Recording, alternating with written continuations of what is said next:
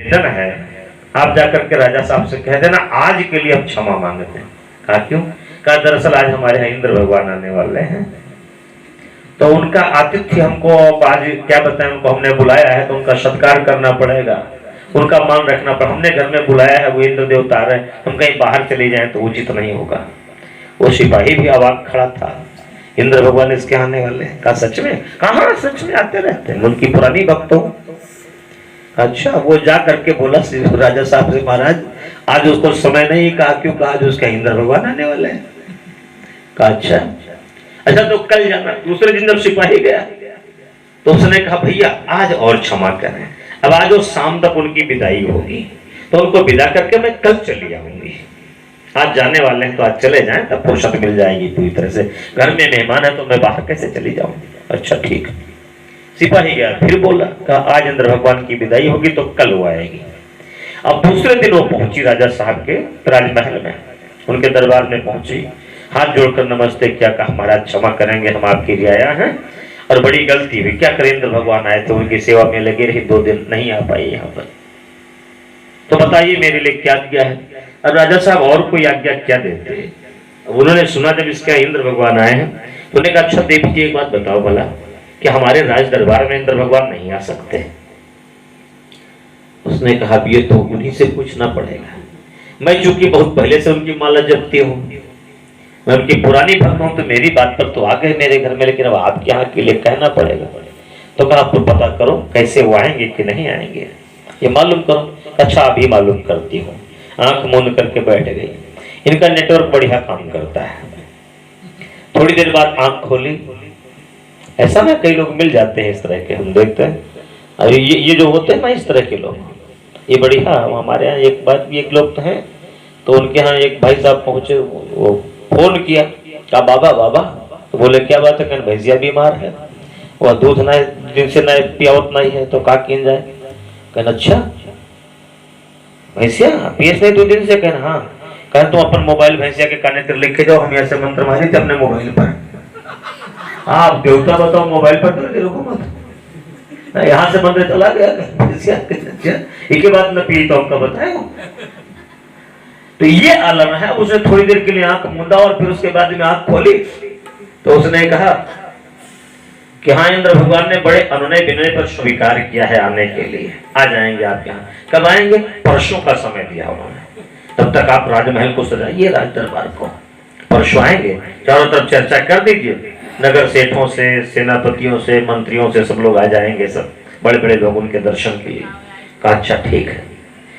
अब वो तीसरे दिन जब उसको आना था तो एक बढ़िया सुंदर सा सिंहासन सजा दिया गया, बढ़िया गलियारा पूरा सजा दिया गया। जिस रास्ते से आना था उनको जगह जगह गमले रख दिए गए, इत्र छिड़क दिया गया, गुलाब जल छिड़का गया है, और बढ़िया सोने का सिंहासन बढ़िया सजाया गया। उस पर इंद्र भगवान को बैठना था और उसी सिंहासन के पास में वो महिला आकर के बैठ गई।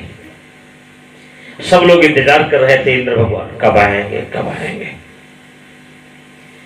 और बड़ी देर बाद सेनापति ने कहा देवी जी बड़ी देर हो रही, जनता परेशान है, दर्शन को। उसने कहा अच्छा भी बताती हूँ। आंख मूंदी फिर आंख खोली।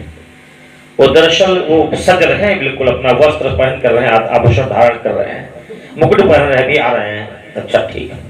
थोड़ी देर बाद मंत्री जी ने कहा देवी जी बहुत देर हो रही है।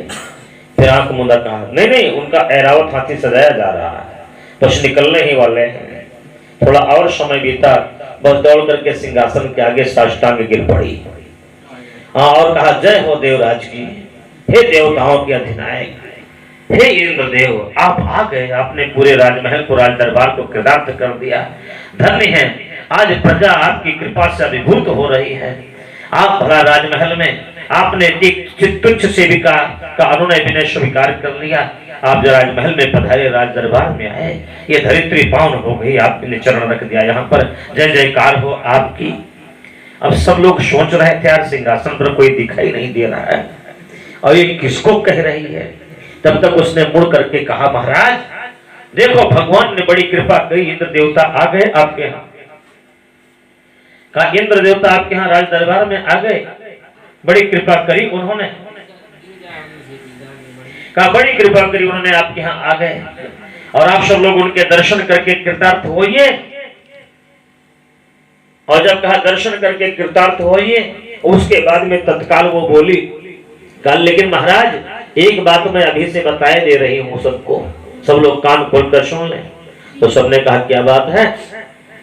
तो कहा दरअसल ये जो इंद्र देवता है ना, ये कोई साधारण देवता नहीं है, छोटे मोटे देवता नहीं है, ये सारे देवताओं के राजा है, इसलिए ये सबको दर्शन नहीं देते,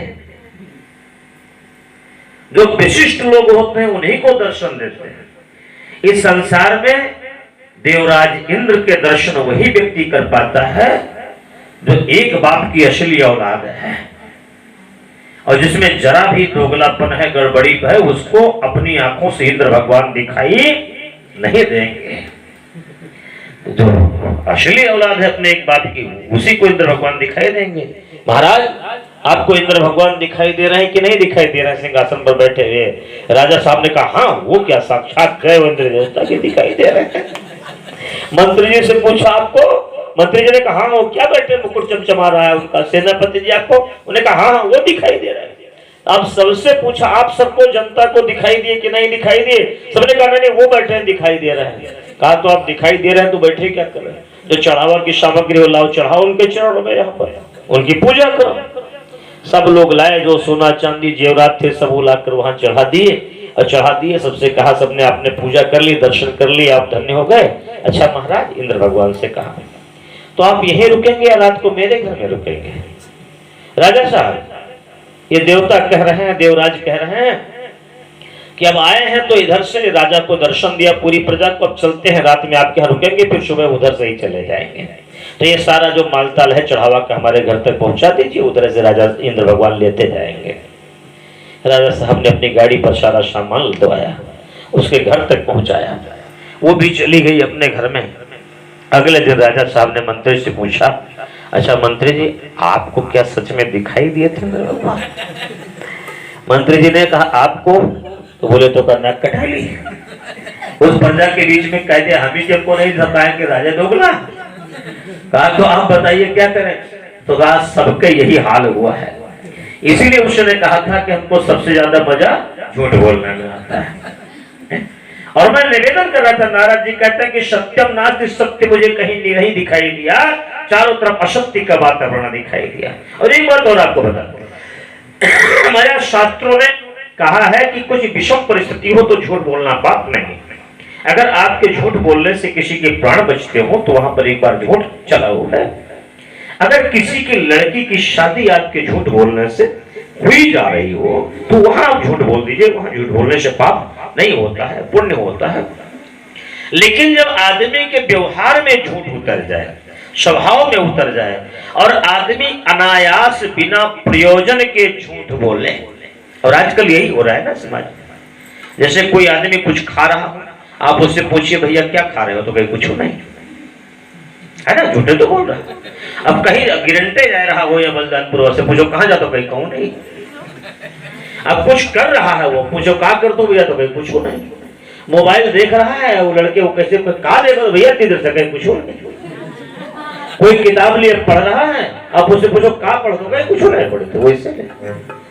तो ये आदमी जब स्वभावता वैसे झूठ बोलने लगे, बिना प्रयोजन के निष्प्रयोज जब झूठ बोला जाए, तब बाबा गोस्वामी तुलसीदास जी को मजबूर होकर के कहना पड़ता है कि झूठ ही लेना झूठ ही देना, झूठ ही भोजन झूठ चबेना, झूठ ही लेना झूठ ही देना, झूठ ही भोजन झूठ चबेना, झूठ ही लेना झूठ ही देना, झूठ ही भोजन झूठ चबेना, झूठ ही लेना झूठ ही देना, झूठ ही भोजन झूठ चबेना, झूठ ही भोजन झूठ चबेना।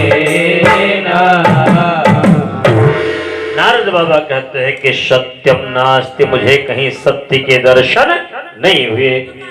आदमी के रग रग में झूठ समाहित है, ये मैंने देखा।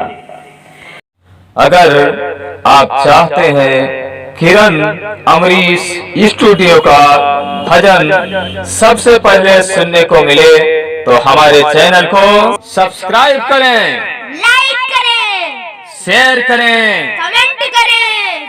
धन्यवाद।